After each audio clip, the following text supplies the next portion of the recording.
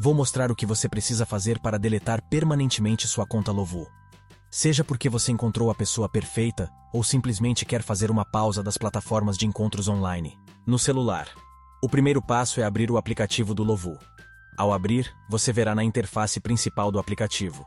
E toque nesse ícone localizado no canto superior esquerdo da tela.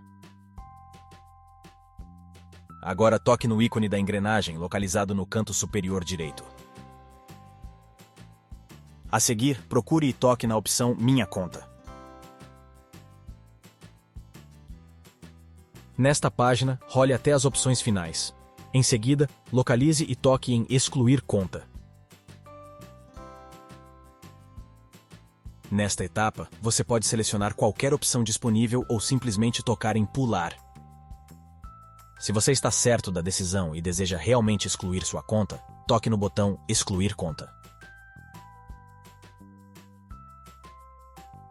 No computador, primeiro acesse o site do Lovoo e realize o login em sua conta. Após estar logado, localize e clique no ícone de engrenagem localizado no canto superior direito da tela. Em seguida, clique na opção Configurações. Nesta tela, na lateral direita, procure e clique na opção Excluir Conta. Agora, se você tem certeza que deseja prosseguir com a exclusão de sua conta, simplesmente clique em OK para confirmar.